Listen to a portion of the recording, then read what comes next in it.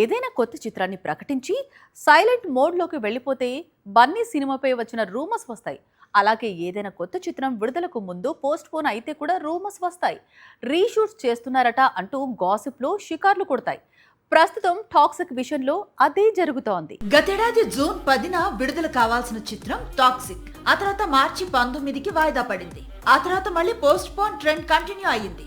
June 4కు విడుదల కావాల్సి ఉండగా ఈసారి డేట్ కూడా చెప్పకుండా తన చిత్రాన్ని వాయిదా వేశాడు రాకీ భాయ్.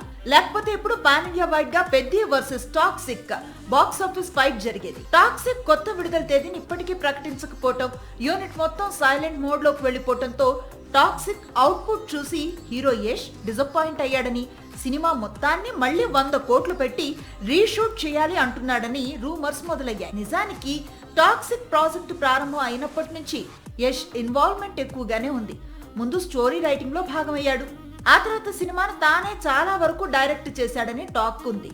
ఇప్పుడు రీషూట్ కు వెళ్తున్నాడని ప్రచారం మొదలైంది. మరోవైపు శాండిల్వుడ్ వర్గాలు మాత్రం టాక్సిక్ పై వస్తూ ఉన్న రీషూట్ రూమర్స్ నిజం కావు అంటున్నాయి. జూన్ 4న టాక్సిక్ రిలీజ్ కావాల్సి ఉంది. కానీ గ్లోబల్ డిస్ట్రిబ్యూషన్ ఇష్యూస్ రీజన్ గా చెప్పి సినిమాను హాలీవుడ్ స్థాయిలో విడుదల అని చెప్పి వాయిదా వేశాడు యష్. ఇప్పుడు కూడా అదే చెప్తున్నాడు. టాక్సిక్ అనేది హాలీవుడ్ రేంజ్ మూవీ అని, అందుకే డిస్ట్రిబ్యూషన్ కూడా అదే స్థాయిలో జరుగుతోందని, వన్స్ వరల్డ్ వైడ్ గా డిస్ట్రిబ్యూషన్ వర్క్ కంప్లీట్ అయితే విడుదల తేదీని ప్రకటిస్తాను అంటున్నాడు యష్. ఇది వాళ్ళ స్క్రీన్ ప్లే అప్డేట్స్. మరిన్ని అప్డేట్స్ తో మళ్ళీ కలుద్దాం. Keep watching Sakshi. This is Anjali signing off. By.